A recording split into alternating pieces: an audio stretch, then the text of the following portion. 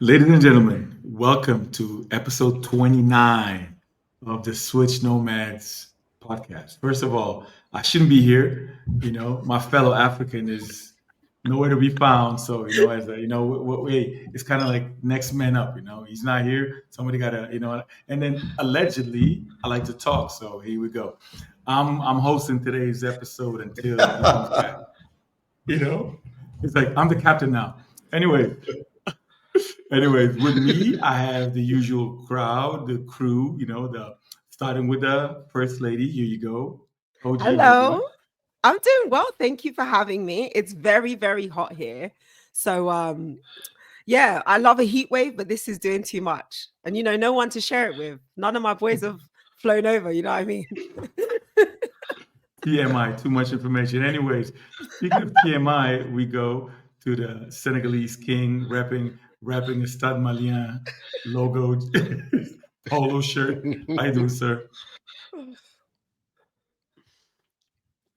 Yo, I'm doing great, bro. Looking for this one. But hey, that's the original Lacoste. What the hell are we talking about? The three Lacoste stuff in there for a basketball jersey. Come on, man. And the But yeah, looking island forward for this boy, one, though.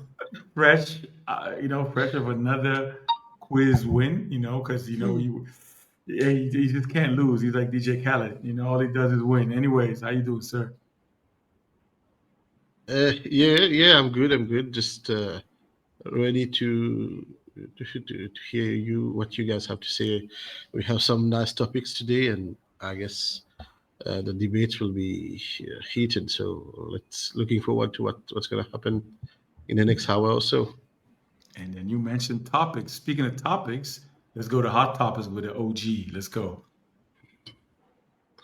Oh, I forgot to turn my mic on, but I'm back. Okay. Two things have happened this week. I'm sure there'll be more, but two things that have caught my eye. The first being, and you know how much I suck at names. So here we go. Magda Mboji is joining the Mavericks coaching staff for the NBA Summer League. So it was announced, well, when you're hearing this, it will have been 6 hours ago. But I guess when you hear this, it's a few days ago. That's another one. We're chalking up another African up. They're doing great things. So we're happy for him. We can't wait to see what he does. And what I will say is, I think this year, and someone is going to correct me, this is the highest number of Africans accounted for in the summer league, whether that's playing, whether that's coaching. In terms of the numbers, I'm up to about 7 now, unless somebody has got a different number to me. So go on. Angola, of course, yeah. Carlos Moraes, number 8. He just landed in Vegas. Oh, Yes, Solo yes, what a Javante yes. as well. surprise. Solo Who? also, yeah, true. Solo Solo also, Solo's Javante yeah. as well. Jeez, Yeah. okay. Well, we up there. If you didn't know about us, you know about us now. Okay. So it's good to see our people thriving and surviving and going out there and representing us. So shout out to all of them. The next piece of hot topic. So I don't know how many of you know this. This came across the news desk of Africa Basket via the Mali Federation. So I'm going to read what I translated via Google Translate. So bear with me.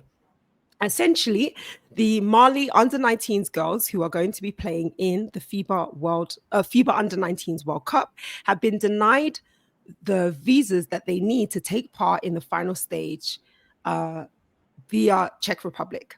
So this means, or essentially, the following people have tried to intervene in this situation: the Ministry of Foreign Affairs, the Ministry of Sports, FIBA, and the Spanish Basketball Federation, who acted or who offered to act as a transit point to the Czech authorities.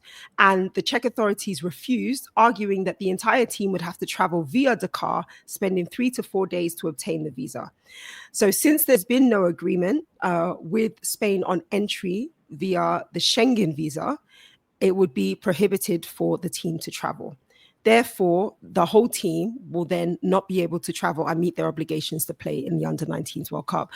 Bearing in mind, the Dutch embassy had granted Schengen visas to the Under 19s boys teams who competed in the Switzerland competition just a few weeks ago, it makes no sense that the Under 19 girls team has been denied their visa.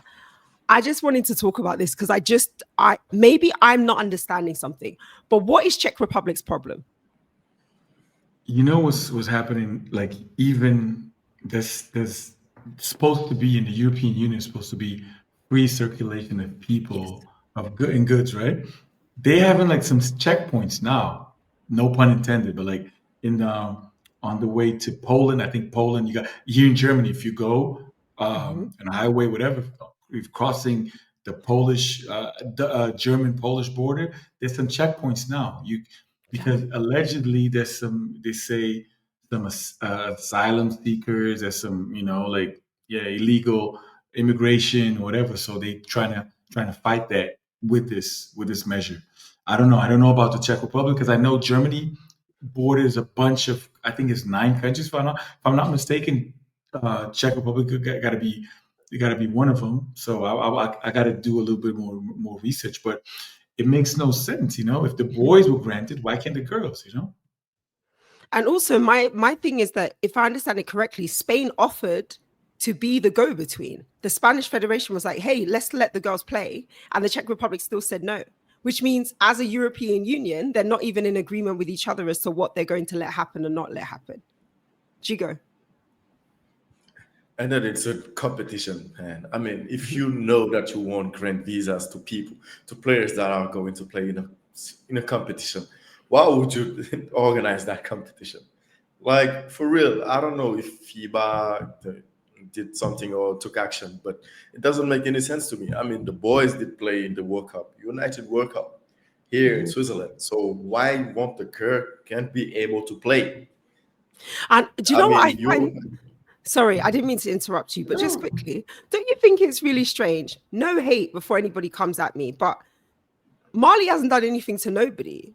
I don't see you not granting visas for people in Israel or people in there are countries who are at war right now. They're throwing bombs at each other, but you're still granting them visas. So, what is the actual issue here? What is the problem? What are we doing right now? Because it's just to me, it just looks racist. That's what it looks like. Yeah, yeah. Because I, I I was I about don't to see say another reason unless I've misunderstood the translation. I don't speak French, but I don't understand their reason for this. it doesn't make sense though. It's just racism at its finest because you're granted visa to to the other countries and other players as well, and then now you just refuse because it's an African country, and maybe it's a measurement that you're taking to fight immigration, but it's not how you're going to do it. It's just a competition. It's an international competition, so it doesn't make sense to me. To be honest, it's just racism at its finest. Jonathan? Yeah, I've been speaking to some people around uh, in Mali after I read that piece of news, and just so you know, what's their take is that uh, yeah, they still haven't got a clue why this happened. Okay, they still don't know why and how this could happen. But it's interesting to note that in return, Mali is starting to retaliate against, will start to retaliate against uh, Czech Republic citizens. They won't be having uh, access to Mali because of that. So why it happened in first place? Like Jigo said, I think it's more of a racism thing, or but any country can deny you entry, and they don't have to justify any of the actions.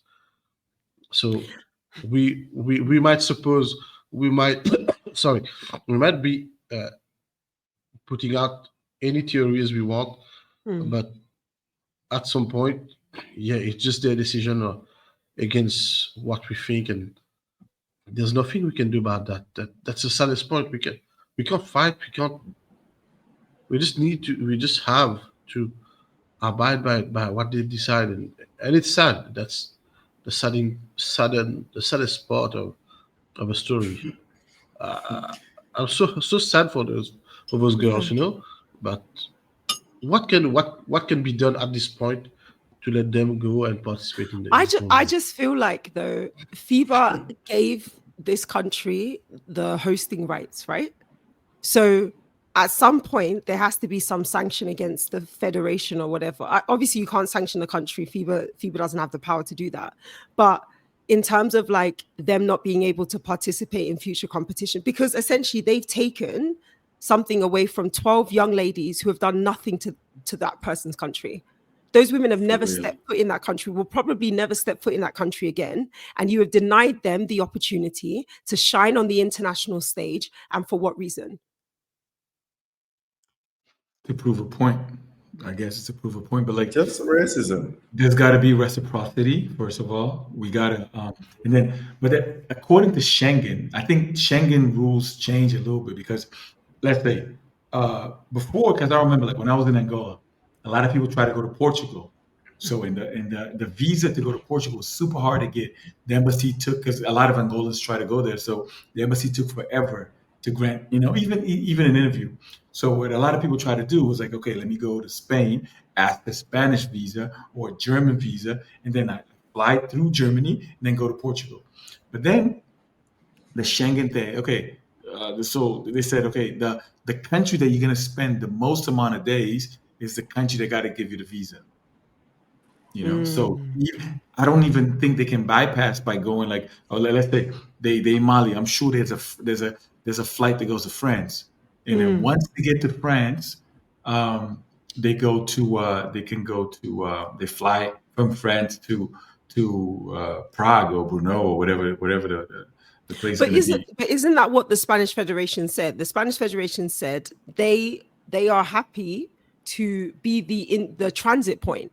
So you already have a country that's saying we'll be the transit point. Yeah, However true, long they true. need to stay here, they can stay here, and you're still denying them the visa. So at No, but that they point, don't need they don't need they wouldn't need a check visa because according to Schengen law oh rules, yes. you will need, listen, Angola used to have problems like that because due to a lot of how long it took to get a visa, an agreement between Angola and Portugal because Angola, there's a couple of different types of passports. There's a normal ordinary passport, then there's a diplomatic passport, and there's a service passport. Mm, So you could go. There's a treaty between Angola and Portugal. You could go to Portugal from Angola with no visa, just with a service passport, and then you just needed a letter saying this person is doing like some I mean, he's going out for work. He's going on a delegation for this and a sporting activity. So a lot of these athletes had these service passports.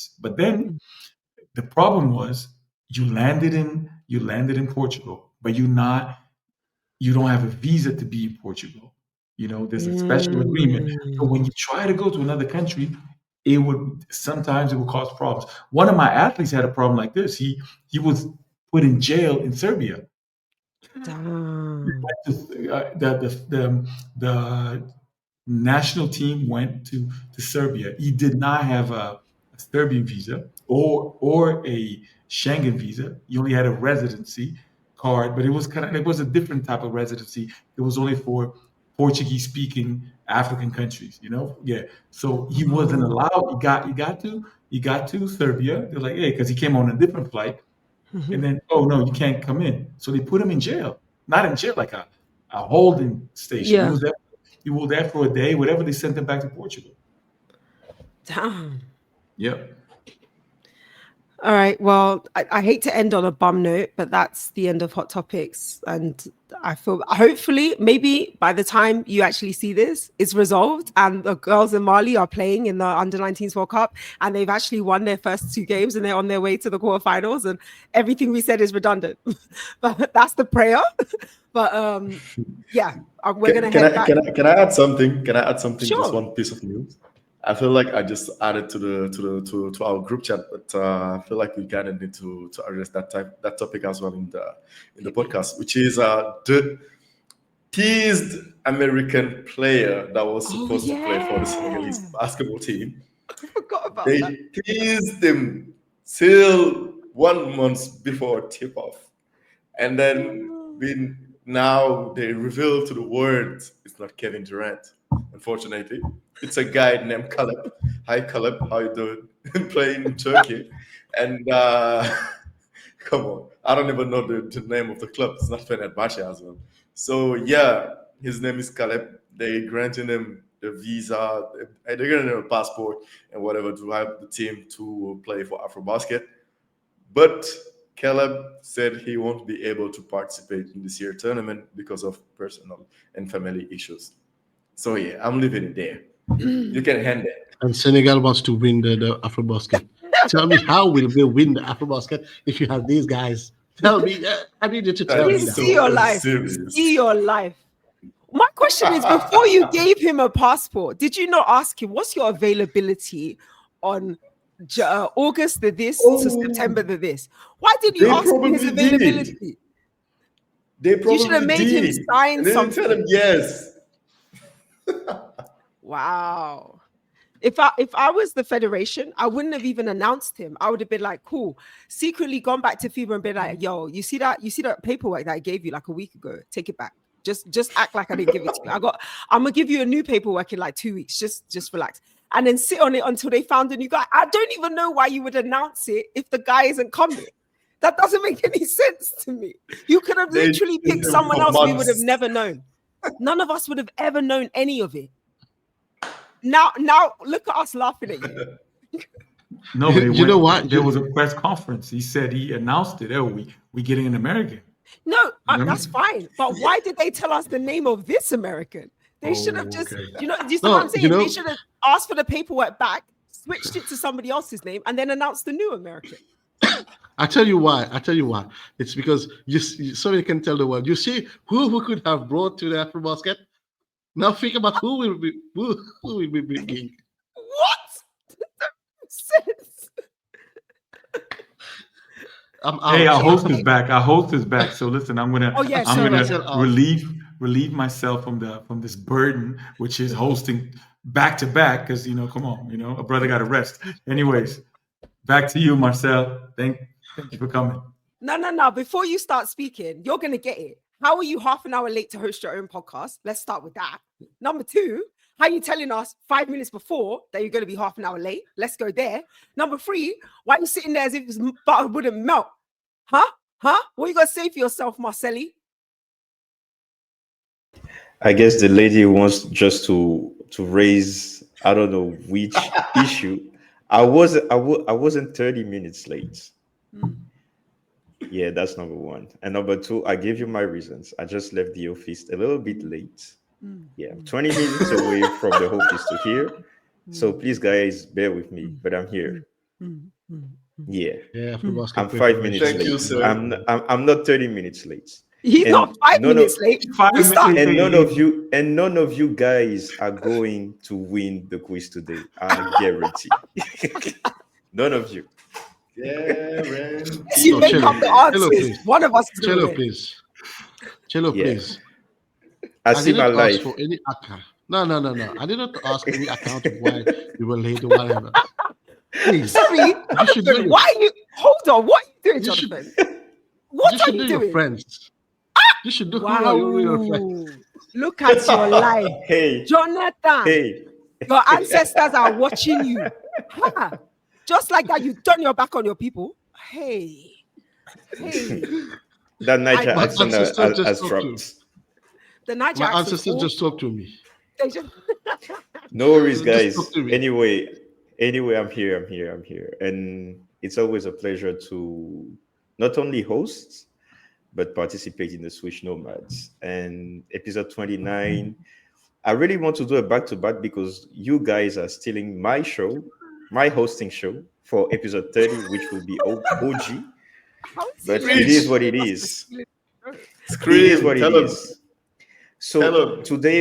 today we have a great topic to discuss. I'm pretty sure we're gonna do a two-part series because there's a lot to know. So guys, take a pen, take some piece of papers. You're gonna learn a lot today. And today's topic is, where is the best environment for an African basketball player, male, female,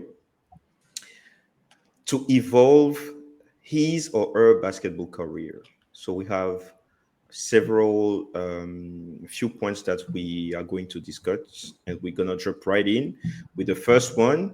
Everyone is going to answer my question, which is what describes best a favorable basketball environment? Let's start with you, OG. Um, if I had to describe the best and most favorable basketball environment, I would say somewhere that is nurturing. So somewhere that encourages natural talent, but also finds a way to enhance someone who is passionate about the game, even if they don't have natural ability. Somewhere that provides infrastructure. And sometimes that might not be having the best facilities in the world and the most like up to date or newest facilities, but something that is regular. An example is we did an interview with Destiny Floxy, head of women's Afrobasket, and one of the things she said is that when she went back to Rwanda for the first time, it took her back to the basis of what it was like growing up, like not having a shooting machine, not having cones, not having all of this fancy equipment. It's just you and the person, and they're rebounding for you, and you guys are working it out, and you're playing until you drop, until you sweat. And she said something like that is not only humbling, but it allows you to grow as an individual and work better as a team. Because if you can do that with nothing, imagine what you can do if you have everything. So I think infrastructure is so important. And then the final thing I will say is the ability to grow, because you can have someone who nurtures your talent, you can have a routine, but if there's nowhere to go after you've gained all of those skills and abilities, I think then all of that is lost. And that's the disappointing fact, not just for your nation and for your family, but for you as well as an individual, to know that there was so much you could have done, but you won't be able to achieve it because there's nowhere to go. Good intro. I'm giving Thanks. you eight, 8.5 because you deserve eight. Wow. Just 8, No, I'm ridiculous. just mean that's it. I know, I'm joking. The man or the people, P Funk. In, I mean, what are your words describing a best basketball environment?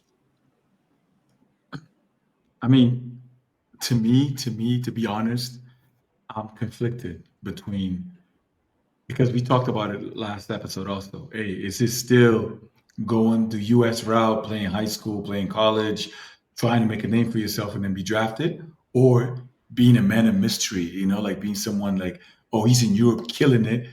They don't know a lot. There's not a lot of footage.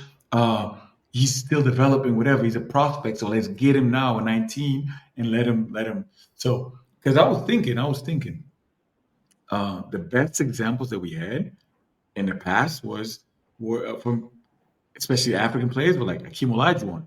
He went to University of Houston, was drafted, had a wonderful career in the NBA, Hall of Fame, this and that. You look at Joel Embiid. Joel Embiid did the same. He went to high school, went to college, NBA, MVP, this and that. But then there's other cases of like a Serge Ibaka, a Bismarck Biombo, that didn't go that necessarily that route, and then they obtain a high level of success in the NBA. And I mean, look at Biombo, who was the vice president of the Players Association. Talking about a kid that I think he played in Fuenlabrada in Spain, and then he went to the NBA. The same with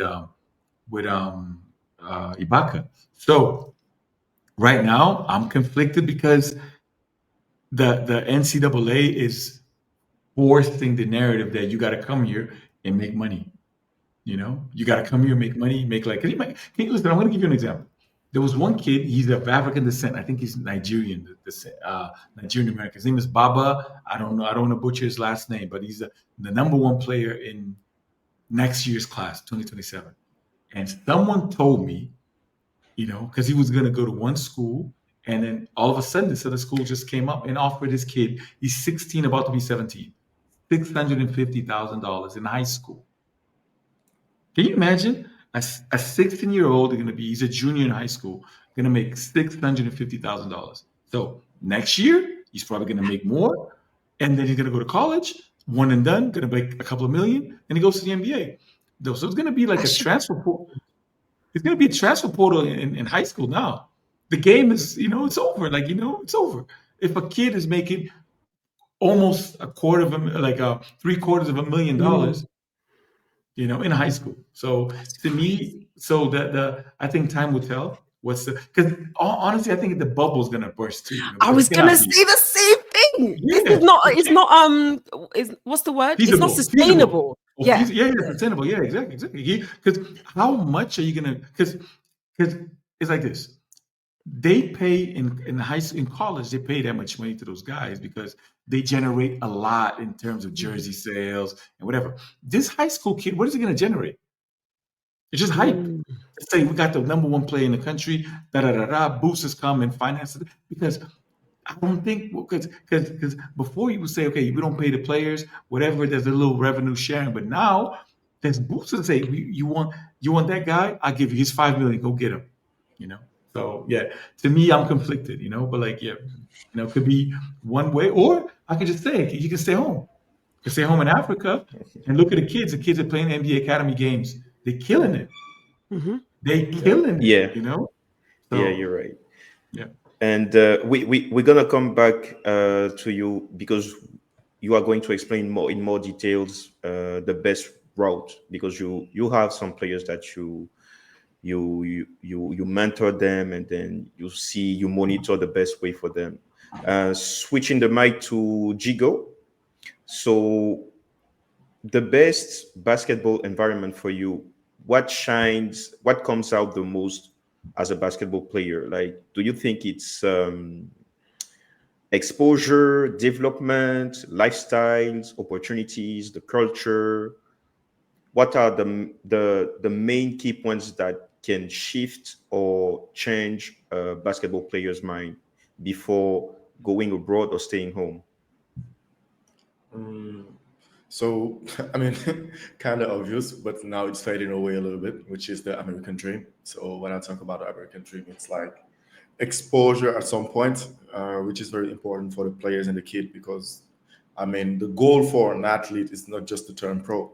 The first and main goal for a lot of basketball players is like to be in the NBA, which is the biggest league in the world and then making big money. So exposure at first.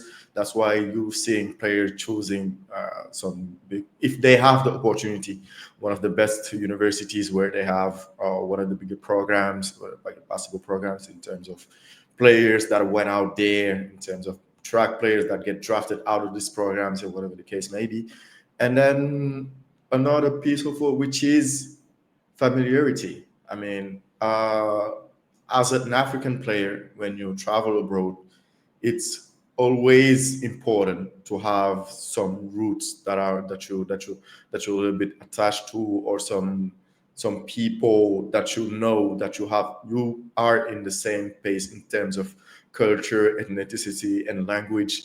Because if you there is some examples I think Pedro can relate. Some of the players that he might choose to go to this and that university because there is a lot of Angolan out there that can speak also Portuguese and also English as well. So the language barrier, and then having someone that is attached to and know that okay, this guy is from my country, it's from my city, he understands my language and whatever the case may be, and also somewhere that you can feel like home.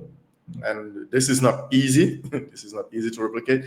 But if you have a program or a coach or a university or a high school that give you the opportunity to be like home, you see a lot of African players, or as a lot of African people out there. You guys are in the same path. I mean, and rooting for the same things. So there is already boundaries there's already bounds that are attached to you, and then as well, like to be able to be open to the coaches, and then to be able also to reach out to people, friends and families whenever you want to. If you want to call your parents, if you want to call your friends, you don't have any restrictions. The coach is very open-minded about it. Yeah, I think those are, for me personally, those are some things that can really change the mind of the player. Great, great, great, great. I just want to make a shout out. They did not pay me, but shout out to the University of Louisville. Jigo knows exactly what I'm saying. Gorby Jang, he played there. And then you have Yasin Job who played as well. So maybe talking about the community as a whole, that can describe best.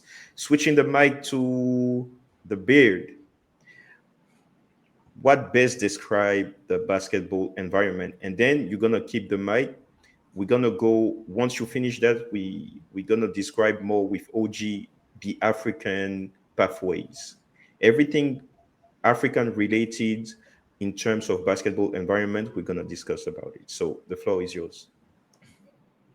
Mm. So what best describe uh, the sorry the environment, uh, a favorable basketball environment? Well, here's my take. So one where as a kid you can play, as a player you can play, uh, where your talent is noticed and nurtured so that you can grow as a player, where you can have opportunities, uh, if and when you want to turn pro, you want to turn professional, uh, make a living out of basketball, you can have it.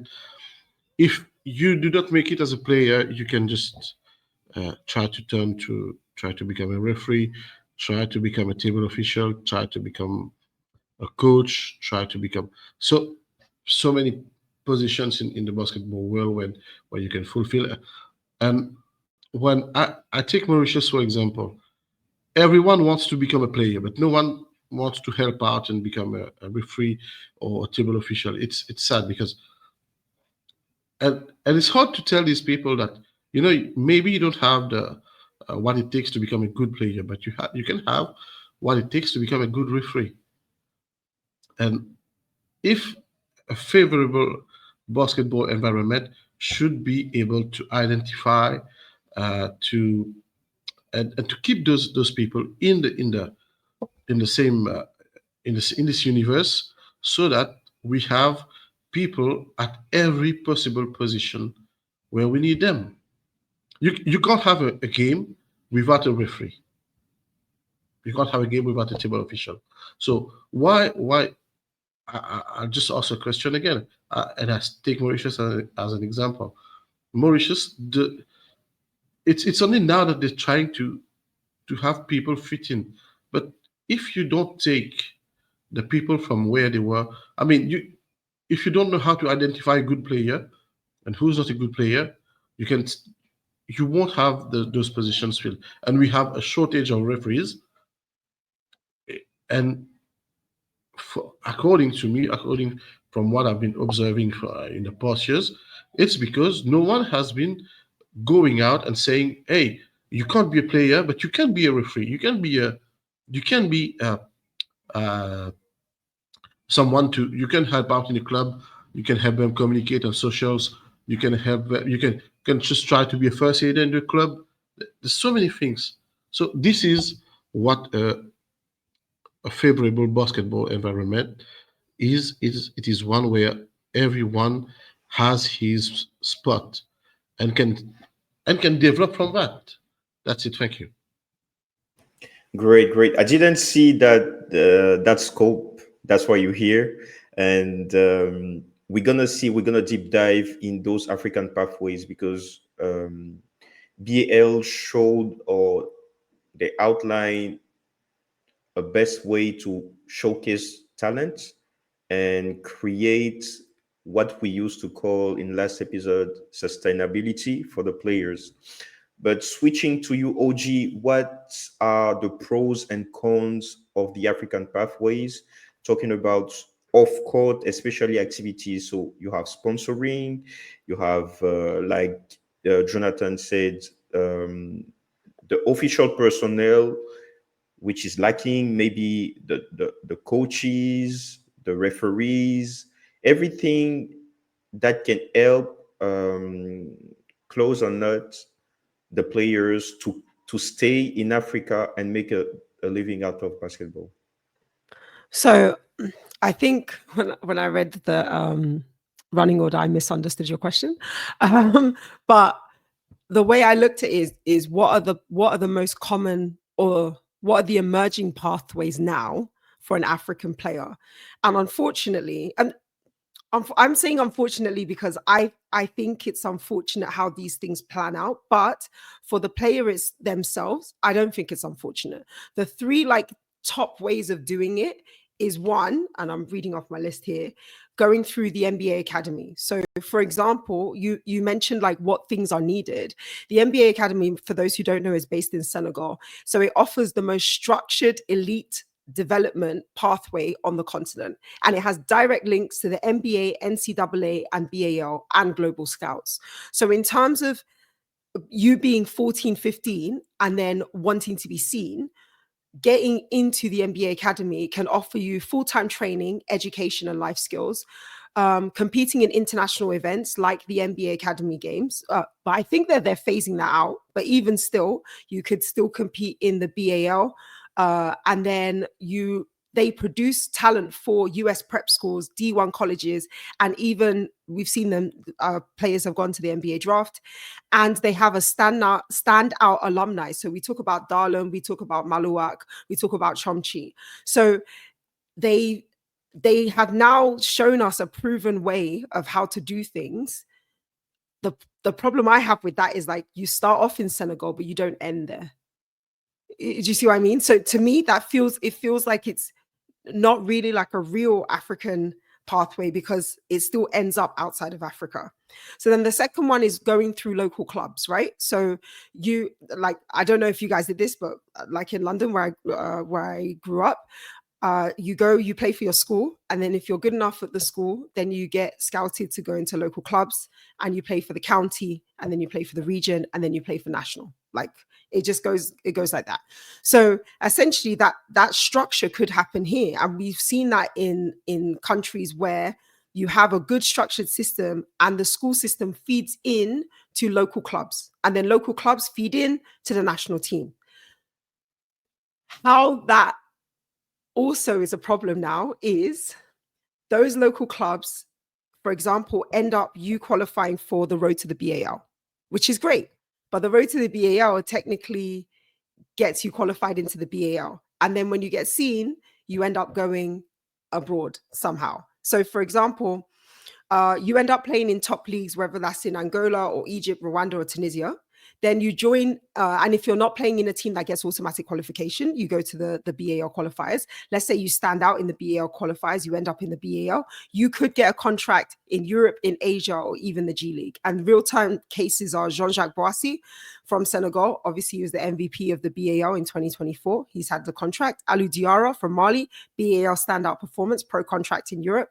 And these pathways can lead you to get contracts, but outside of Africa. And then the last one is the one that P Funk is actually going to come on to, because you see, I did a little segue there. It's school scholarships where you go to the US or Europe via high school or college. And again, that's like you being seen, and then you're taken out of your natural environment and you're put into a different environment. So in terms of pathways, there are more pathways than there were before, but I still feel like all of those pathways lead out of Africa. That's a good point. But we're gonna come back with success stories that are truly African. Those players who stayed in Africa, they've been born, raised, and trained in Africa. They didn't go out, but they had some success stories. We're gonna see another pathway with P-Funk. We want to know exactly how everything. I mean, how every continent except of America, like Europe, Asia, and South America. I'm not including the NBA and South America. With all of those players you've seen or you've guided to find the best deal possible for them to grow as a player and as a human being. What can you say about Europe, Asia, and South America?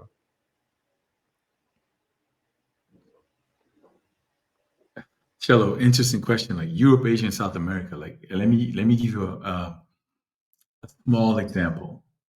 Europe, they got, let's say Eurobasket, they got three divisions, under 18 and under 16. They got three divisions, A, B, and C, right? And I've seen kids being scouted at the U20 Division C, going straight to college from Europe. Kids from Division B going straight to college. Afro basket, we got what 10 teams, and then the amount of of course, there's a lot of kids that go to they seen in an AfroBasket scenario. But I'm going to give you one little thing that maybe raised my eyebrow.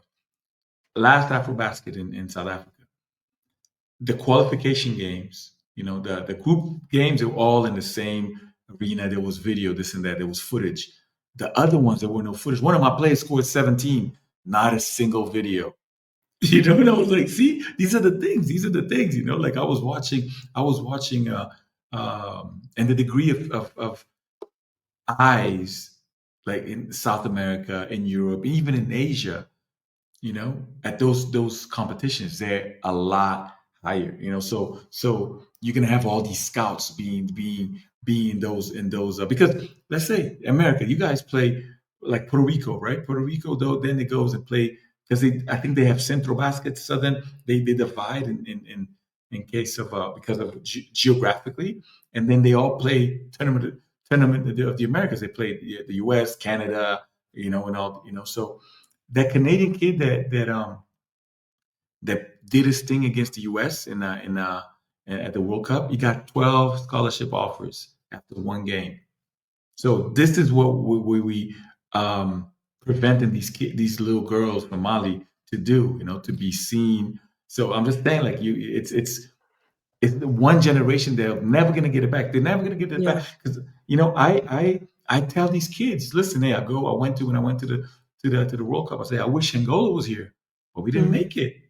Because these kids are not being. Because the last time my country was in this situation was when Bruno and Sylvie won U16 and U18, and they blew up. That's when like we had like 4 or 5 kids in the States. After that, after winning AfroBasket, but if you don't win AfroBasket, then hence you don't go. You're not the top two. You don't play U17 World Cup. You don't play U19 World Cup. But can I ask a And, question? yeah, Just absolutely. quickly.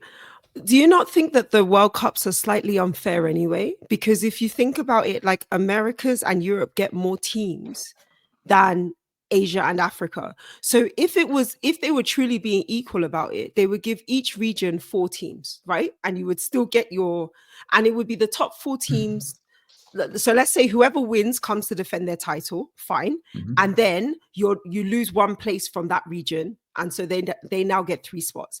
And then I think, like you're saying, it opens it up to the rest of the world, and everybody gets that chance to be seen instead of it always being dominated by European and American teams. Yeah.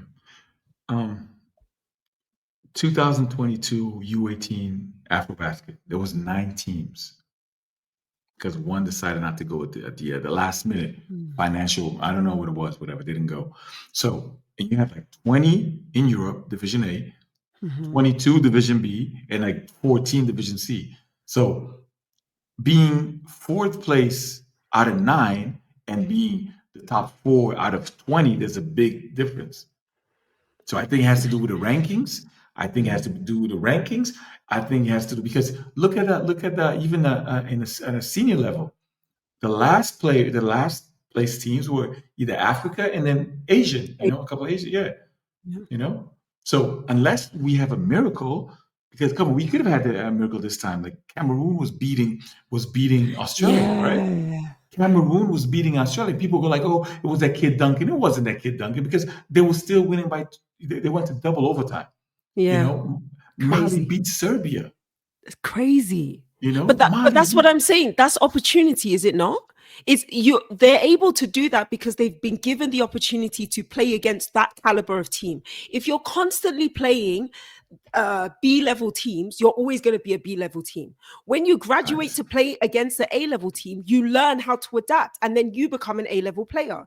But if African teams and Asian teams are constantly put as less, or not as less, but are given less opportunities, how do you expect them to grow and develop? And also, as a federation or as a country, why would you invest your taxpayers' money in a team that isn't going to go anywhere because the top 2 teams will always be Mali and one other team? You Yeah, wouldn't do it. Could be. and Can and I? and and, and Oh, this is one point I just want to jump right into help P-Funk finish before switching the mic because the subject is really long.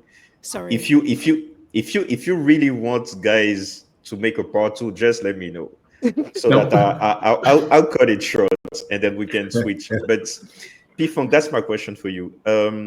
Talking about coming back from what OG said to give the opportunity, what do you think about Europe, Asia, and South America as developing hubs that can help um, African talents? I know it's really complicated for young people to go outside if they are not taking the NBA academy pathways or find an agent who can help them go play pro.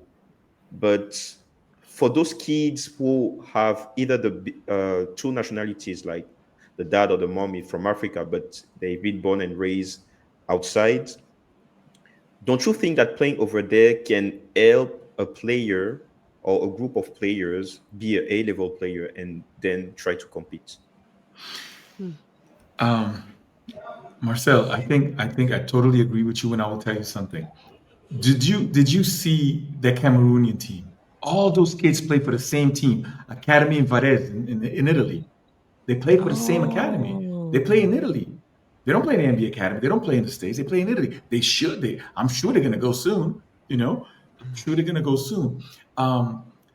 Think Europe. Look at Barcelona. I watch the Adidas Next Generation EuroLeague Next Gen for the under. I think they under 18, under 19, Under whatever. 18, yeah. Yeah, yeah. Look at Barcelona. They got a bunch of Africans: Senegal, Mali. Ruben Bujembuje's son, Ruben Bujembuje. He's I think he's the director, right? The president of the BAL now. His son plays for Barcelona, top talent. Like he's like 210 or 212 or whatever, super skilled player. I was like, this kid, he's gonna go to college soon, and he's so the route doesn't need to always be go to the States or whatever. Because to be honest, to be honest, what are you gonna teach you in the States? You're gonna go drop step, dunk, and block shots. That's what they want us for. In Europe, they're more skilled. Yeah. Yeah. You know, Very the true. the the, Very the, true. the bigs are more skilled. Honestly, because Paul Gasol learned to be a big in the States. He wasn't a big. He was to be a wing. He was a forward. Mhm. Became a big in the States. Look at the way Jokic plays. Jokic plays like he handles the ball, whatever. So in the States, they want a traditional big, the blocks, and then you mix it up with the Americas now because listen, Brazil is a great example.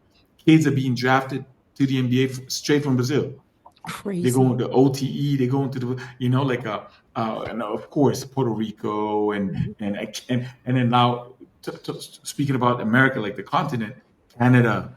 They are Mm. listen, Canada. They're gonna be a force to be reckoned with. And I don't know why Akeem Olajuwon's son is Oh, playing for I was Canada. gonna say it. I was gonna say it, but I was waiting for somebody else to say it first. Like, what the hell is that? Actually, what the hell is that?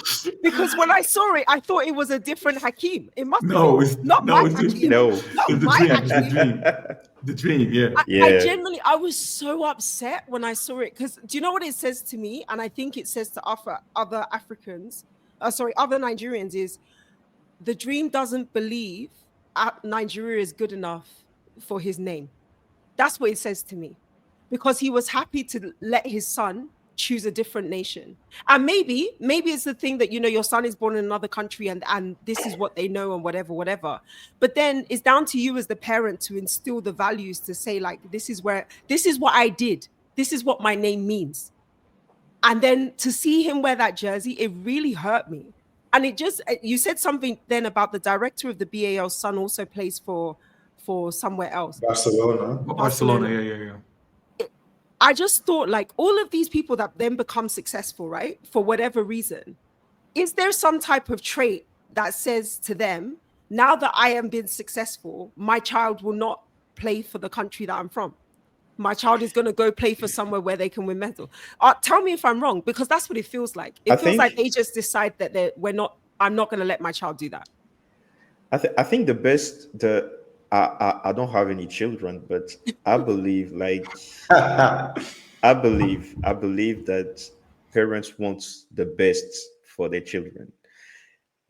Talking about basketball uh, as a basketball career, if there's a kid who's about to start his basketball career journey, they need to have consistency. They need to be consistent. They need to play a certain amount of games per year to remain in Mm, that level in order to try to compete.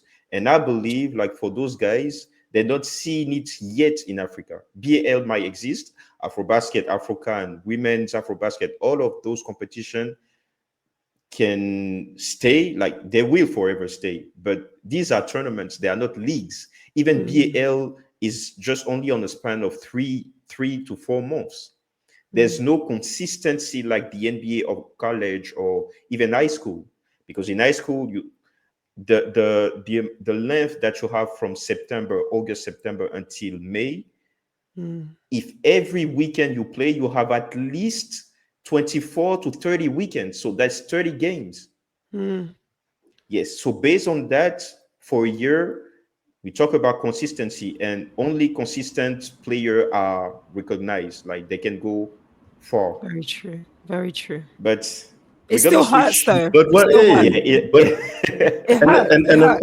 and then what about representing your country in international competitions? Thank that's the you. that that's the thing. This is That's the club thing. level. This is club level. Yeah, Like yeah, yeah, yeah, yeah. playing But clubs, that's you the one can play I in just want to France, switch Europe, to and whatever the you. case may be. Hold on, my bro. Hold on. Oh, Definitely, we're gonna do part two because we're gonna end with Joe and Djigo with that question. Djigo, you're gonna tell us more about the culture, like the environment. We know that you used to be close to those Senegalese players who are much more recognized, like in Africa, playing in the NBA and Europe.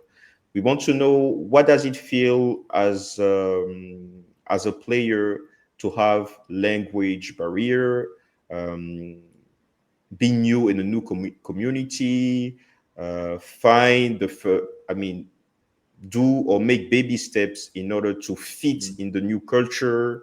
If you have parents over there, how can you manage your time being present for your family, for your studies, for your career, or if you're going pro, what are the challenges that you face? That's number one. And then we're going to end with the bird for the national team question. Just go, Jigo. Oh yeah, thank you. Thank you. We definitely need part two then.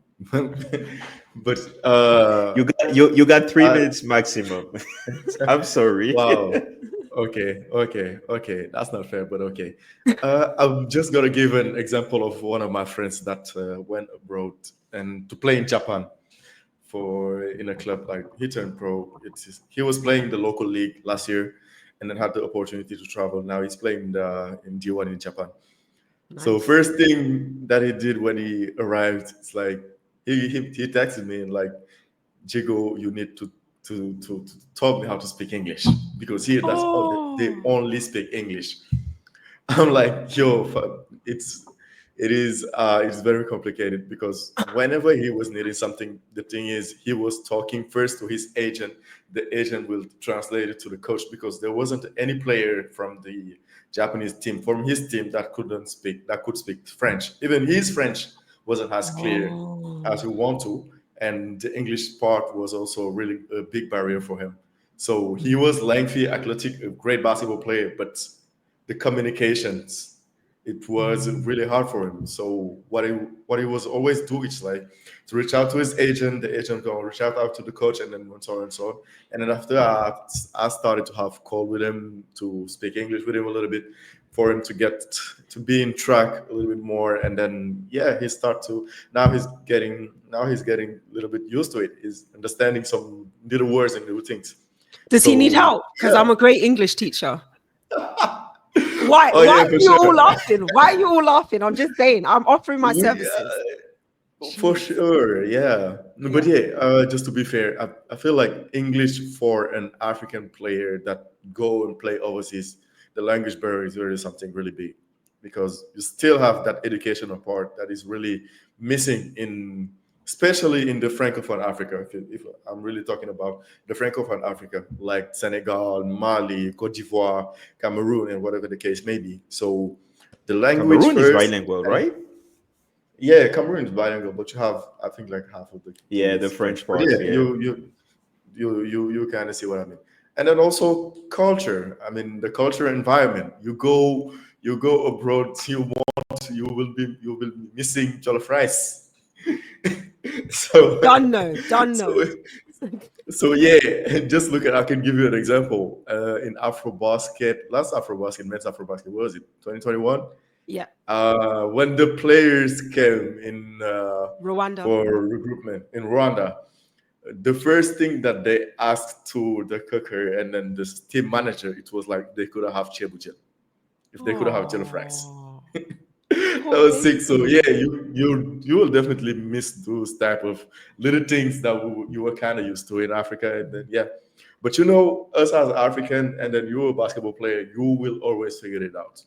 Mhm. Always. That's what the players do. You have a language barrier, you're gonna work your butt off to speak that language. We want to get it out. So we are Or you familiar get a with the girlfriend. struggle. You get a Oh, yeah, girlfriend, and Okay, you. girlfriend. That's I've heard. Like players have told me that I never heard about that one before. yeah, they date women so they can learn the language, and not like legit. It's like legit. They date women so they can learn the language a lot quicker. And at least like colloquial things like how to ask for things, how to get places, that type of stuff. And then also it kind of helps, especially if they don't know how to cook, right? Because obviously the women don't cook jollof rice, but at least they make a little something something. You know what I'm saying? Yeah, definitely. We're gonna So yeah, end. We're that was gonna it for end. me. Cool, cool, cool. We're gonna end the topic, and it will be the end of part one because part two is going to be amazing. The Beard national team. You are the guy who used to talk a lot with the pros, men and women. So for those players who are knowing the American pathways as well as African, but still go abroad to pursue the career, what is the challenge for them to represent the national team? You have the example of the kid of Olajuwon. You have so many examples that you know. I mean, Joel Embiid. We didn't see Pascal Siakam yet. So what can you say about those players who decide they have the two nationalities, but they decide to go overseas and represent the Europe, Americans, or Asia part of their blood instead of Africa? Nice question. Thanks. Uh, yeah, if I'm straight and to the point, yeah, I say let them go. I mean, if you want to go, Facts. You want to leave, leave. Let my Agreed. people go. France is proud of you, Jonathan. because okay, let's be honest. Let's be honest, because if they wanted to come back at some point and help their countries, I'm not saying they're not doing it, Mm, but in my opinion, they are not doing it enough. mm, You you'll see lately. I think uh, there was a training camp by Alpha Camino. mhm. Uh, I've heard that Ada Wailonu has been running training camps. These people have been giving back to Africa, what to their countries, what these countries have given them. Okay, Mm, and this is what Africa needs. This is what we need as a continent. We need to have role models to look up to, and I mean, people cheering on Joel Embiid and Pascal Siakam and all that is all nice, but do they ever have they ever set their foot back in Cameroon, in any other African countries since they became stars?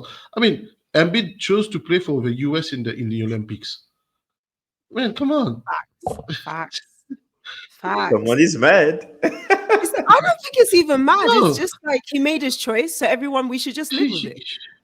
yeah, like just True. just before you were saying the Olajuwon kid, he was born in Canada, so he Mhm. decided to play for Canada.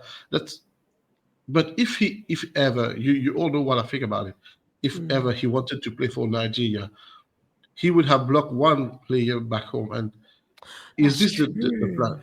Is this the plan? So That's a good point. there's something that the federation needs to look up to as a decision they must take. But that's not my to tell not mine to tell them what to do. But when you see that Salah Medri, he ended his career, he came back to Tunisia. He's helping as the sports director of a national team. Uh, you see that who's there? Luol Deng. Mm-hmm. He's the best example we can cite here. Luol Deng. He's giving back from his pocket to Mm-hmm. South Sudan basketball. So we need these people. We don't need people who will come and take and only take. You're telling me that if we bring Pascal Siakam or Joel Embiid to Cameroon, those are crowd pullers. They will fill arenas. But what's the real impact that they will leave when they will be going back home, back to the US? That's There's such a not an good impact. point. It Guess, will be guess. a t-shirt, You said a what? jersey, something that what will they leave? A t-shirt, a jersey will be signed, uh, a ball will be signed, and that's all. Rather So than having, sorry, Adaora, I salute what she does because she runs training camps for girls. There's a Senegalese player, Madame uh, Fatou Kine. I think yeah, she runs training camp. She's more than 60 years old. She's still running training camps. She's played like more than 20, 40 years ago. And she runs training camps. She's involved in the basketball in Senegal. She regularly sends me updates about her training camps and all that. But we need these people rather than people that would just come and take. We don't need that. I'm sorry about that, but if you want to leave, then please go. Jonathan, remember But how wait, I Jonathan, guess Jonathan, Cello, you No, missed no, it. I no. I don't said Jonathan agree. had got more handsome this week. Jonathan, you've got even more handsome. That Yeah, whole thank you. like, nah, you are the handsomest guy on the podcast. Sorry, everybody but else. You need to Yeah, step up thank your you. game. Okay. but hey, this is the best outcome possible to get even more excited for part two, because part two we're gonna discuss about it. We're gonna have success stories. We're gonna come back for culture and other pathways. You guys need to stick in and just let us know, what do you think about those African basketball environment. It's really important.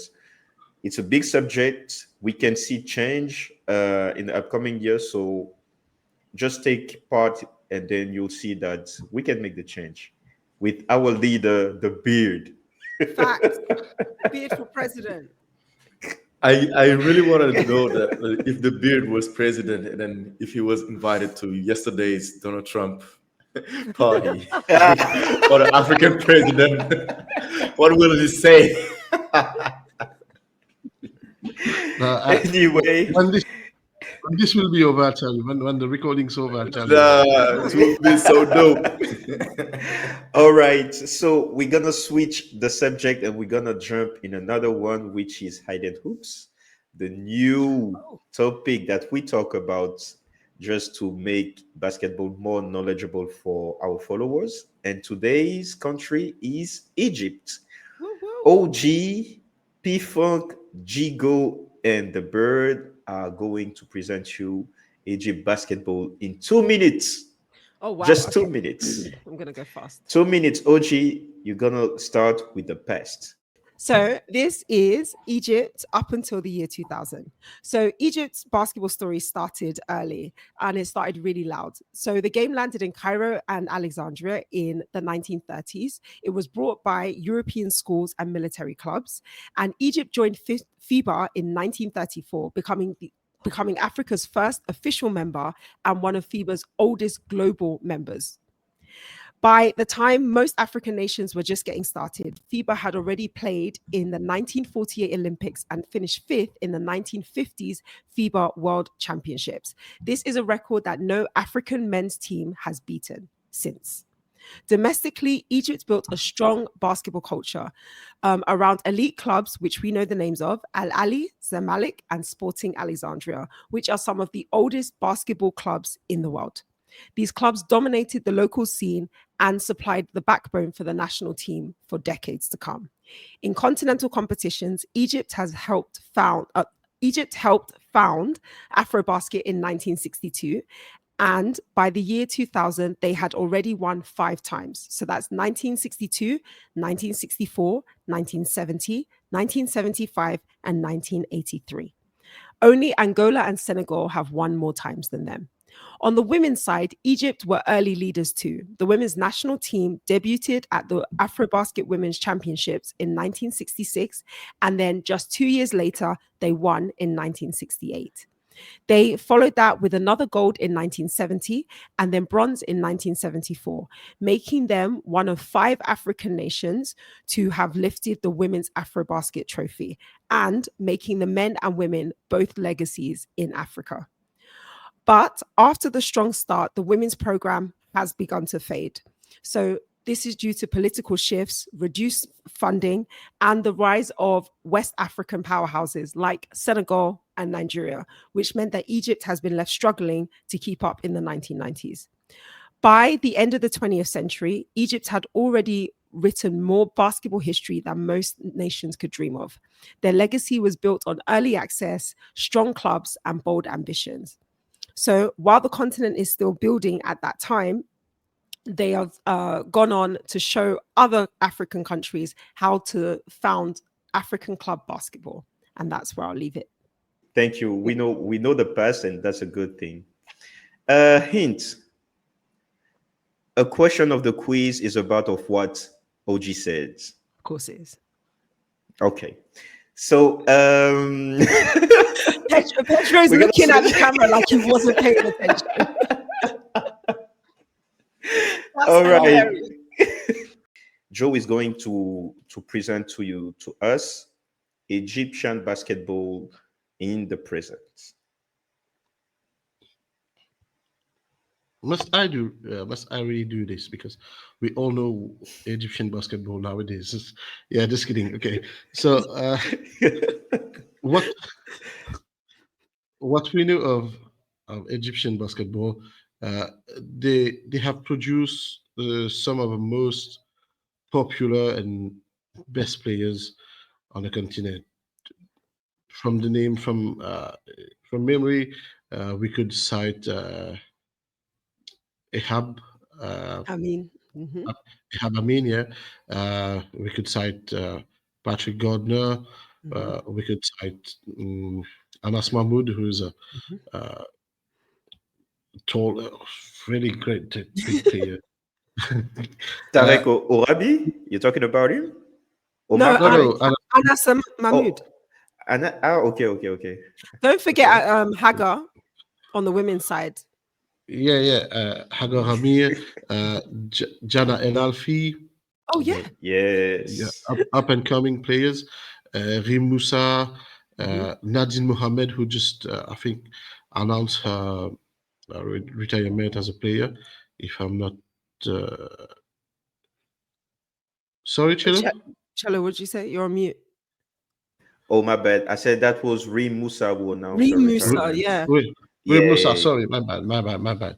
Yeah, so Egypt has produced so many players, and what's interesting is that they're constant. It's a constant team. They're really consistent in the throughout the years.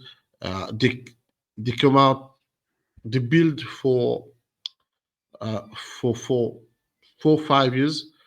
What we see is the backbone remains the same throughout 2 to 3 tournaments. So, but they seem to lack something to get to the first or second place. Except in the past years, on the women's side, Egypt has been just just a bit low. We've seen that at the last 3 months of football basket, we finished out of a podium. Correct me, Chelo, if I'm wrong. I think we finished seventh or eighth. Uh, I think it was I, eight. no, eight was Guinea, and then you have Uganda, then Mozambique, Cameroon, Oh, so Mozambique. So they maybe finished 10th. They finished 10th. at the 10th. Wow. Yes. Yeah. so that's something that they need to build on. Um, Now we'll be waiting. What we've seen from the men's AfroBasket qualifiers, there's a solid team. Uh, they, they, they will be out to compete. They are very, very competitive. They never let go of a game until it's done. Mm. Um, their opponents will have a tough time playing Egypt. Whoever will be playing, I say good luck because you never know what Egypt can get out of a hat. And and to on the youth side, Egypt has always been competing with Mali for the under 16 and Mm. the 18 trophies, Very and true. Mm. regular Oh, regularly appearing oh, at the World Cup, the 18, under 19 and the under 18 World Cups, and under 17 and under 19 World Cups. Sorry, uh, yeah. they have players that. Uh, the good thing about Egypt, the Egyptian system, is that the elite clubs, have youth divisions, and the youths, they can climb up to the elite Mm. if a coach judges them mature enough to come up. So that's what happened. There's one guy, Tifa from Egypt. He was at the 2022 and the 18 of a basket. He Mm. went up to I don't know which club he plays. He played at the time, but he went up one level. Uh, so Egypt has this uh, gives young players the opportunity to graduate to the national team, and this for this they are very, very commendable. Thank you. Cool, cool, cool, cool, cool, cool. Another hint, if you didn't pay attention, you missed another question of the quiz. Oh my days.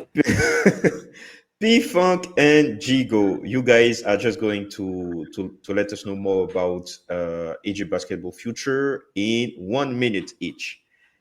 Let's go with you, P Funk. What do you have in store for us?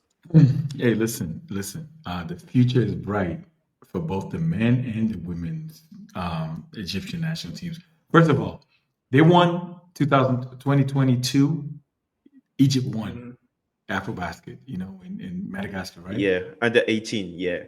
Under 18, and they got second place in women's, right? And then that whole generation, they went to the States. Janelle Alfie went, Safe, and that was his name, last name. Safe, the guy who went to NBA Academy, and then Yeah. Ali, and then they got Ali, they got the other one, the Mohammed, I forgot his last name, and Mohamed they is safe. got four. Yeah, they got four kids that went to the States. They were playing high school, they playing college. So imagine when they come back.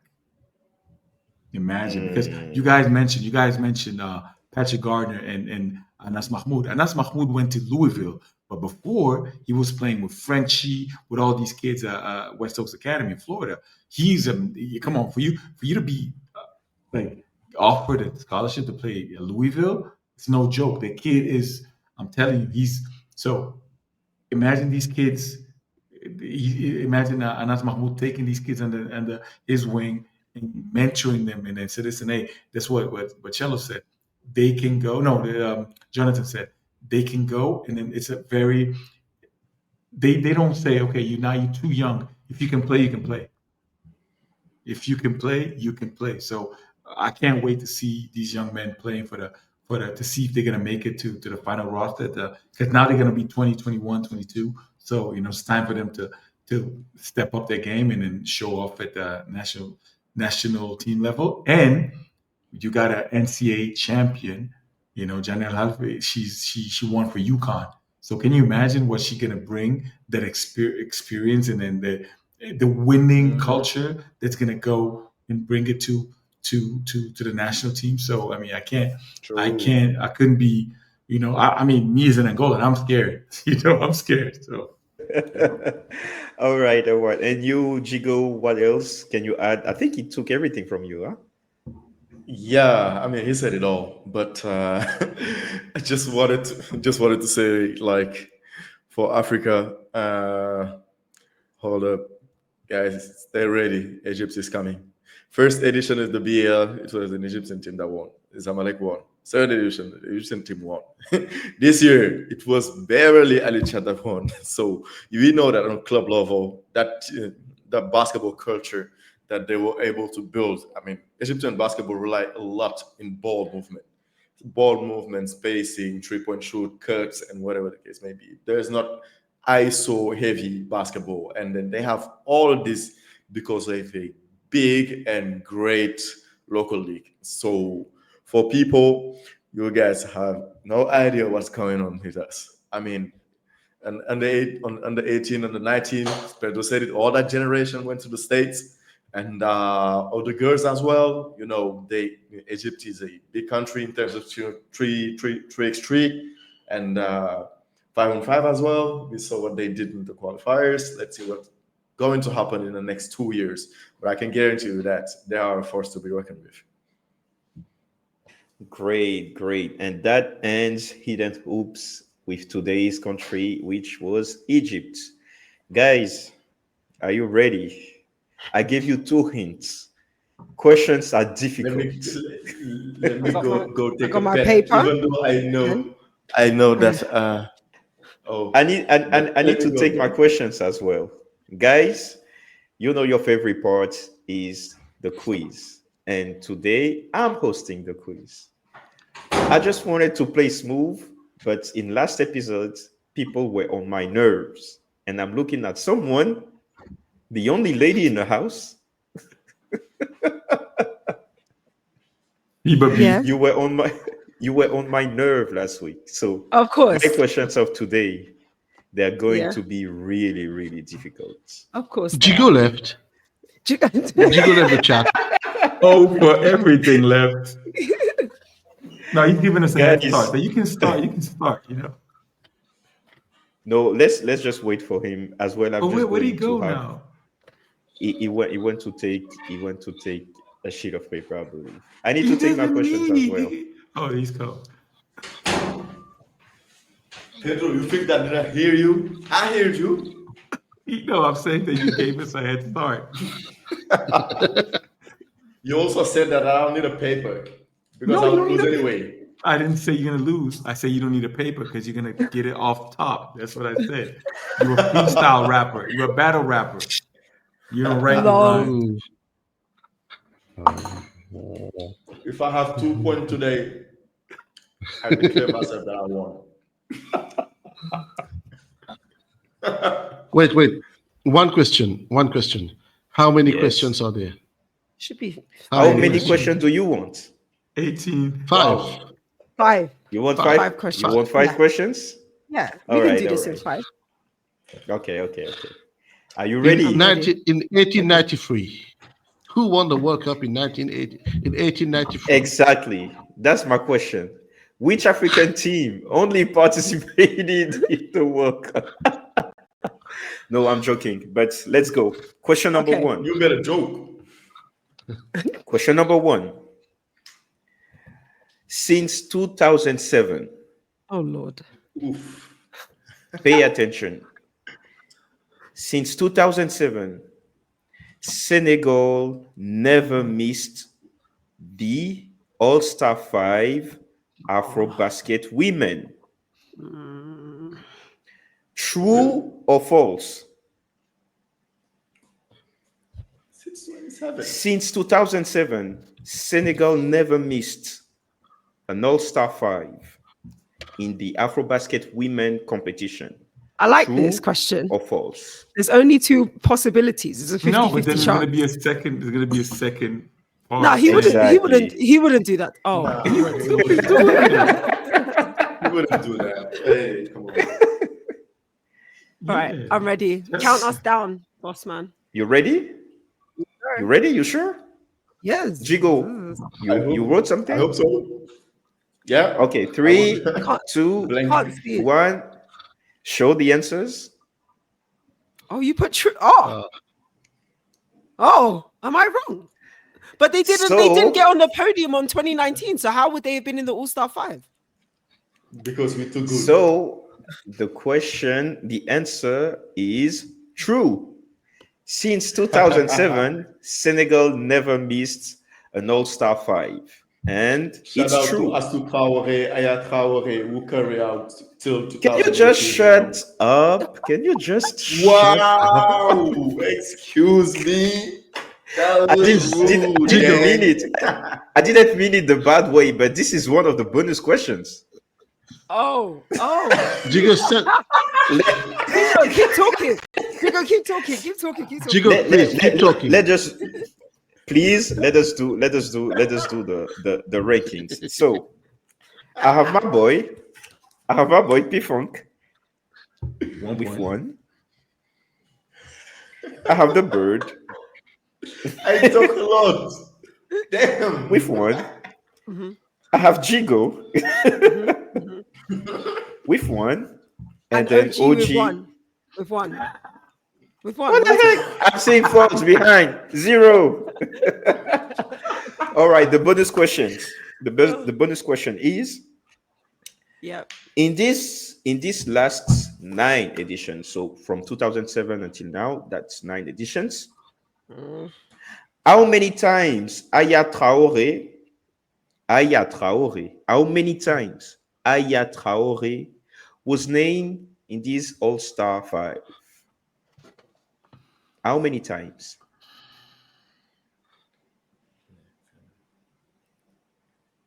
Okay.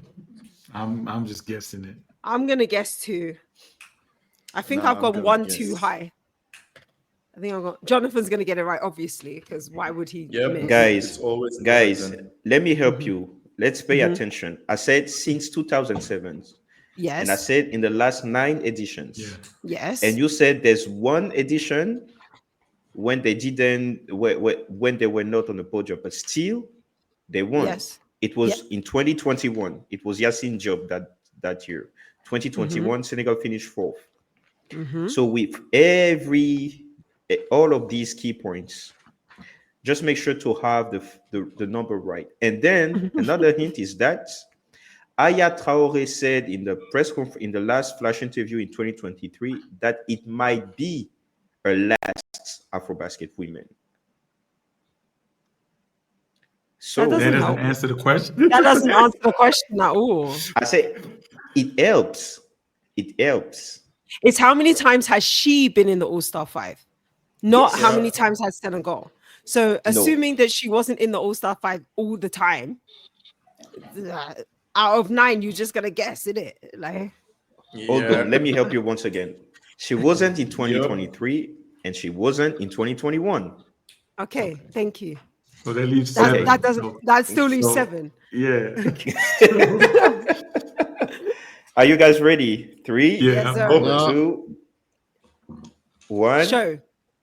Show the papers. I'm gonna go with Carlos Moraes 6.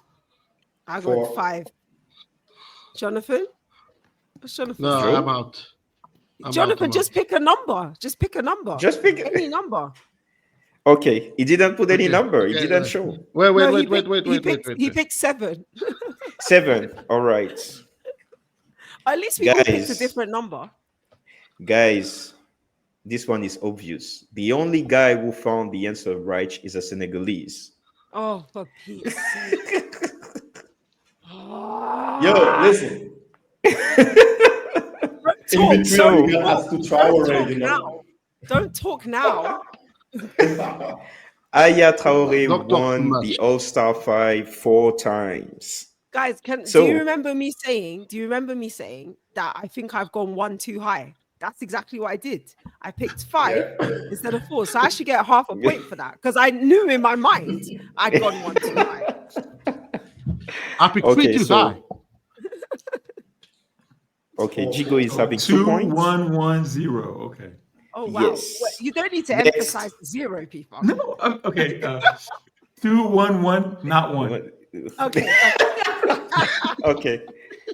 I gave you the hints. I gave you the hint in the hidden hoops. You guys Yes. need to find this. Question number I 2. won't. Hit I me. wasn't following, gang. Of course How you were. many how many African teams or African countries, if you want, participated in the FIBA Under 19 World Cup tournament?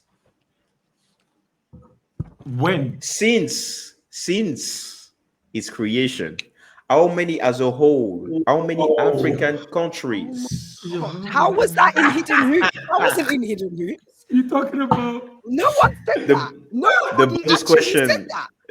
the bonus question is in hidden hoops. What are you talking about? Like Wow. since the creation of under 19 World Cup, Right? men or Yes. women? Yeah, which Oh, my one? bad, men. My Men. bad, Okay. men. Okay. So Yes. you asking since when was the Yeah, first when did it start? yeah, When was the first one? 1983. 1983. 1983. So how Oh many my Yeah. teams God. I think Angola participated in that one because I know. Yeah. Yeah, Yeah. but it's Okay. how You many? see? You're Okay, right. so if we assumed if we assume that over the Do last you want a 10, hint? Do you Yeah. want a no, because hint? your hints are Yeah. not Yeah. Yeah. Yeah. helpful. They're not helpful. You This want a one will hint? be. Yeah. Yeah. Yeah. Yeah. There's Yeah. less than 10 teams. Less than 10 teams. That was not going to be my guess. All right, In well, the if it's men, less than 10 teams. Okay. Another hint is that we every time we're taking two teams, yeah, and I know. then and then you guys also you need to make sure that most of those two teams played have been under 18 African championships Champions. champions. Yes. Well, Yeah. Mali has always won most of it, so Mali's a definite. You Oh, just said Angola did it. Mali, Egypt, Mali, Angola, Egypt, Angola, Angola, Madagascar, Yes. Madagascar. Yes. Cameroon. Yes. I've got 6. How do you have 5? Wait, what are you counting?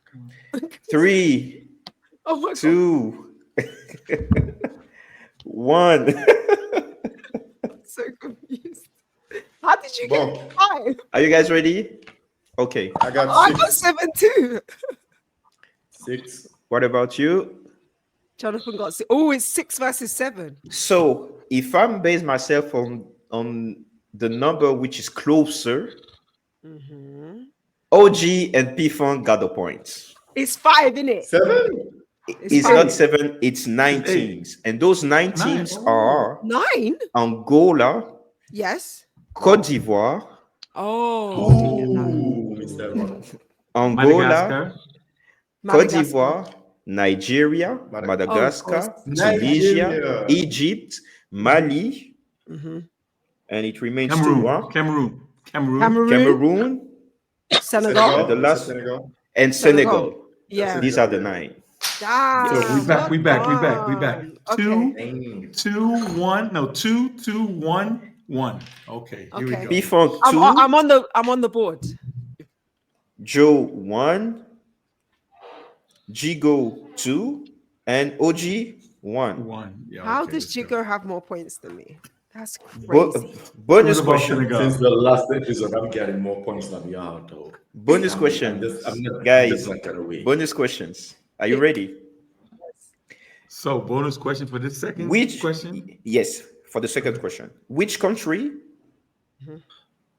has the most Appearances. represented Africa and how many times? Ooh. So between those 9 teams, between those 9 countries, there's one team who represented Africa most of the time. Which country is it and how many times? How many I think it's appearances? either Mali or Egypt. That's Yeah. my thinking. It's going to be Then one of Then those. write it. It's Right. Mali. If I 1 put point. Mali or Egypt, you'll give me a point if either of them are right. That's my Nope. negotiation. Nope. No, Marcel, let's It's talk like a about true or this. false. Yes, let's talk. Yeah, let's talk. Let's talk. Can we talk? How many representations? Yes, for another point.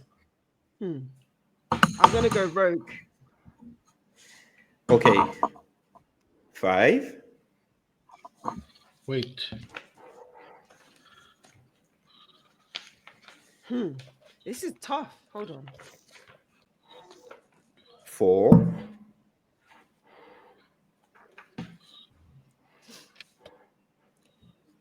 Ready? 3, Yeah.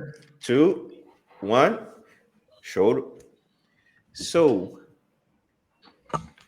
I see Mali and 5, Mali and 4. Joe, I say stop. Show the papers. Egypt with 5 and Egypt with 5. So the answer is Egypt. Yes. And if I'm taking, no. I don't need to take this one. You won't have half points. Oh, 7 wow. appearances for Egypt. So That's pretty good. Wow. Hey, we were P-Funk, you close. got 2 2. down. Come on. Everybody Joe, got you 2. got 2. Everybody got Hold 2. on. Oh yeah. Wow. Everybody got Djigo, 2. you got 2. And OG. Oh my god.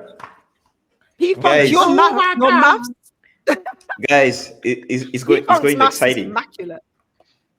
All right. All right, let's go. I'm ready to win. But we're back on Tiebreaker, track. tiebreaker with bonus points. Hey, Yo, how many questions? All right. Is there another You one? got too many bonus points. He Man. said it was Question 5 number 3. questions. Question number Oh, 3. okay. This is only 3. Which African country is the only one?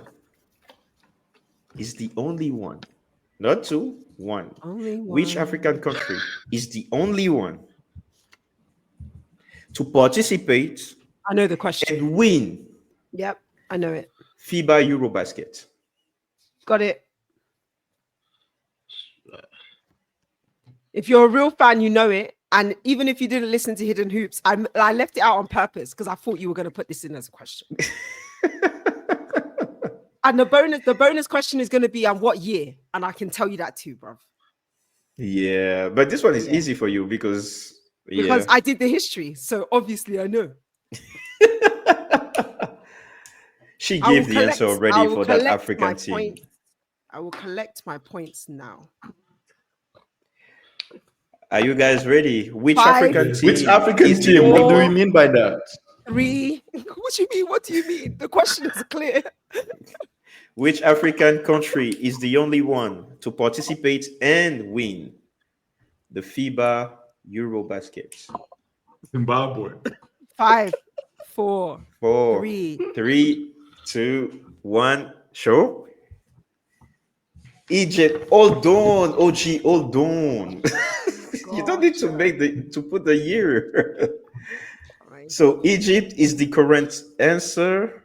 So everyone is having the point. So we got I feel 3 like you for made everyone. it so easy. But we all saw the thing. We actually No. right now the same thing. So No, you can't. Bonus What did question. what did you see? What did Bonus you see? What's question. the score? but it's Pay attention. What year? Bonus What's the question. year? What's the number though? You don't know the number. You don't know the number. Give me the You don't number know. of participation. Huh? Give me the Huh? number of participations for Egypt. Mm-hmm. The number of times they played Eurobasket. How many times they did play. Ooh. And the year that they won. Okay. What? That's a good. Is it like a That's a 2 point good How question? many times? How many Is it 1 times? point? 1 point. Is it 1 The point year for that every they time? won. Okay. 1 Okay. point. Do you guys know why Egypt was playing in No. Eurobasket? Do you want to know? It wasn't Educate like, us, Yes. please. didn't they go? Yeah, go ahead. Oh, Cello, are you not going to tell them? Educate us. Oh, sorry. Okay. So back then, Egypt was part of the European basketball zone. The way they had drawn the lines at the time, that part of Africa was not considered as Africa. It was considered as Europe, and that's why they were able to play. Really? Until date, they are the only team to have won titles in 2 In continental. both, yeah. Wow. Yeah. In any 2 continental Wow. competitions. Crazy. Amazing, isn't it? What we can do, us Africans, it's amazing. All right, guys. Number of participations. Hint. We're talking Go on. about Eurobasket. We're talking about Yeah. Eurobasket, and then we talk about Egypt. Is So it in based double on- digit? That's all we need to know. No, it's No, not. single Of digits. course, it's not. And you Okay. said, and you mentioned the year they joined FIBA Africa. Yeah, I did. So it's less. So you got to do the math. It's less than 10. Yeah, it's less than 10. 3, 2, 1. Show. Sorry. Okay, you got 3. Ah, shit. P Funk, it's a little blurry. You got I 3. think it's And 6, say no? 1999. You got 6. I got 6. oh. Okay, so number of participation. The closest number is coming from Djigo. What? How? Djigo, for this you have, Hey, because the number of participation is 2. Oh, you got How? No, three. I had 2 How? I had I 2 said at 3. first.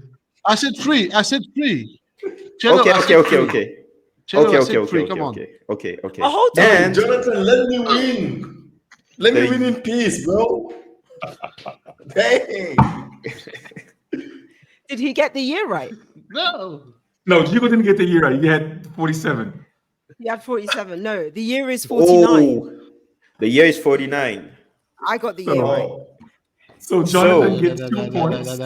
Oh, Cello, Jonathan cello. got both. Oh, Cello. come on. no. Hold on, show me. it's 40. Yeah, he got 1949 and 3. Oh yeah, he said okay. So 2 points for Jonathan. 2 points to 1 point for the Jonathan. rest. 1 point for the rest. is that big Yeah. 5?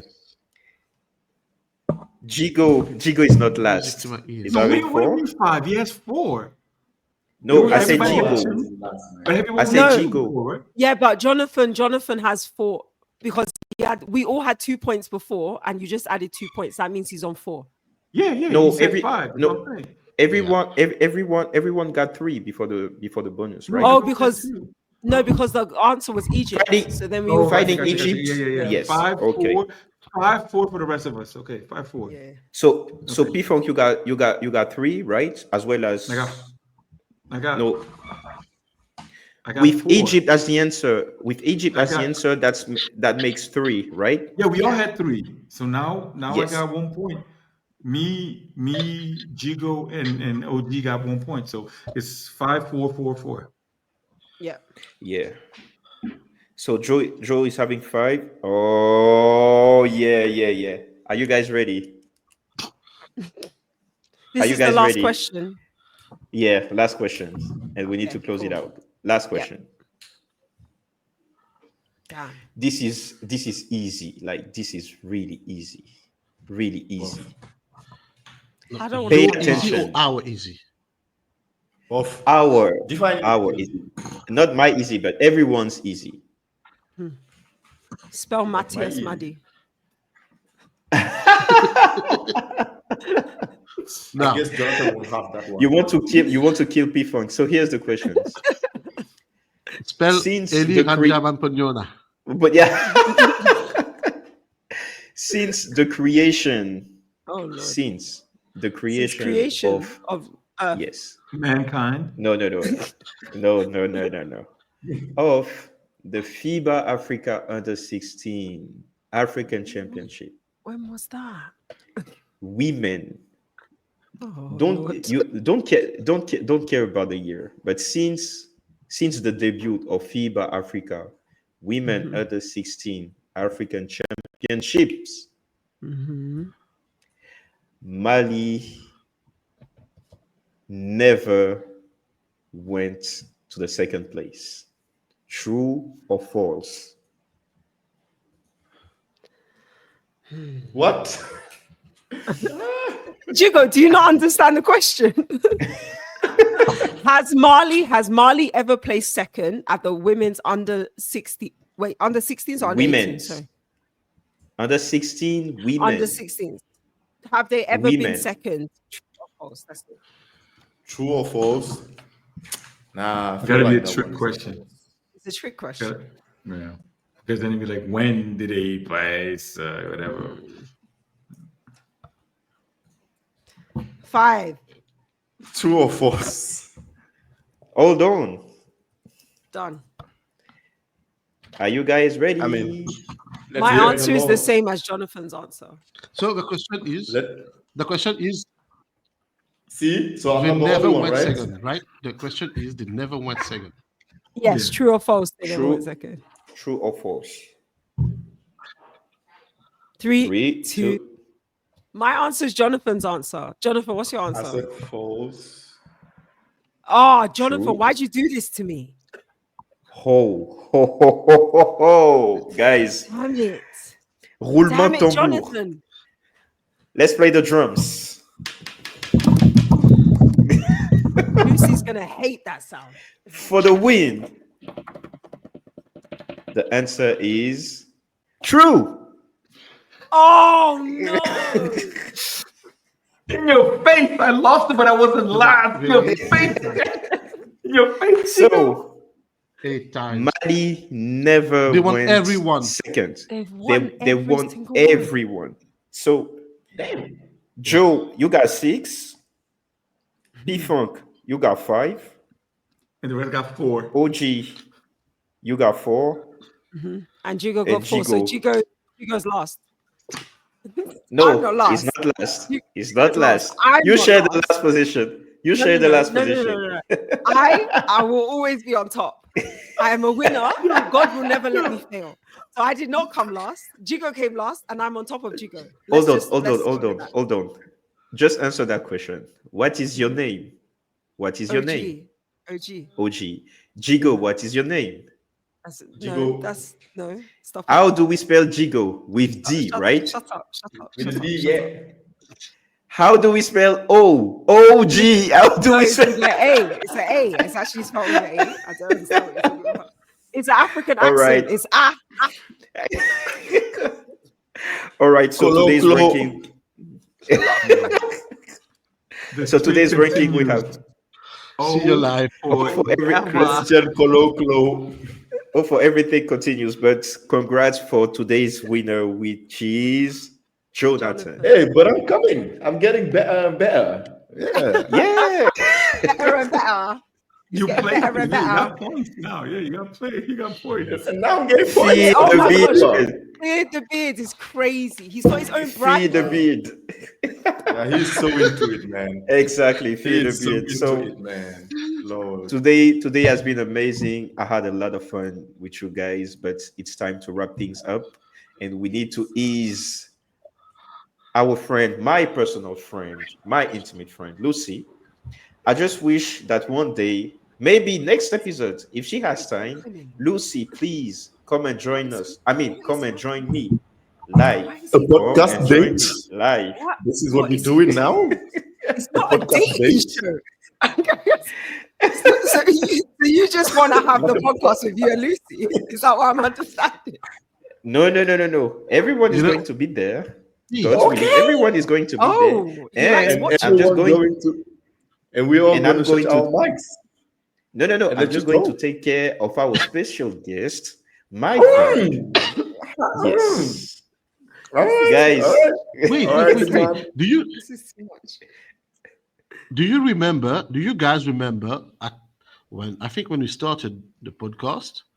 I said that this podcast at some point would turn into a dating podcast. Yeah. Look at me. I knew it would happen. Fact. You did, I OG knew is yeah. a pioneer. OG is a pioneer. What's up, Me, JJ? I didn't. What's up, JJ? How are you? Fancy, handsome. I mean, what can I say?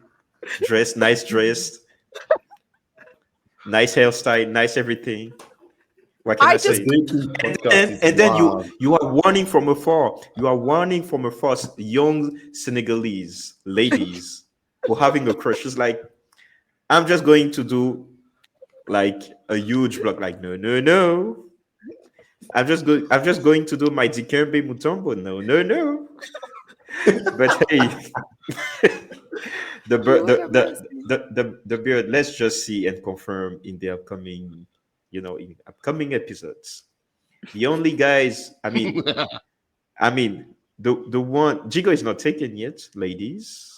The I tried. procedures. I tried to set Djigo up with a lovely lady, and he didn't make the moves. I did everything in my power. I flew to Senegal. I introduced them. We had a nice little dinner date situation. Nothing. I I don't know. was I, there. I don't know how much No, more no, I no. can set you up, bro. The thing You is, gave him the alley oop and he fumbled the bag. Yeah, there was that's what I'm saying. no. Hold on. There was a commercial break, and then she left.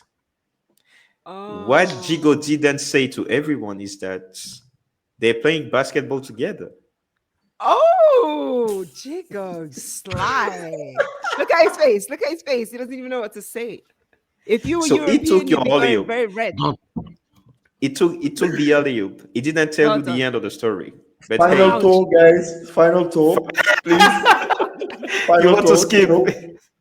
Kero, final tour. OG, My final my thoughts. Exactly. my so my final thought today is that next week we're going to uncover what Djigo has been doing in the dark, and what's in the dark will come to light. Thanks so much for listening, and we'll be back for episode 30. Episode Dirty 30. That's what it's gonna be. Dirty 30. Dirty. my final thought. Oh my Dirty God. 30, Djigo Uncovered. Jigo. Oh. See, that's the title. Dirty 30, Djigo Uncovered. Secret story comes to light. Yeah, he got home court. He got home courts. My boy. My If you watch boy. this, my boy, Boy. if you watch this, ladies, you know the procedures. The man is free. He's The not man free. is looking. He's The man obviously is by looking. himself. Yeah. No. I'm not talking about me. I'm talking about Jigo. Like, Lucy, cut it after he says yeah. No. That's No. That's the end of the episode. Lucy, you What I know me said. better. You know Bye, me better. everyone. But hey, Bye. Oh, Wave bye. to the camera. Bye. Djigo, we'll see you next week.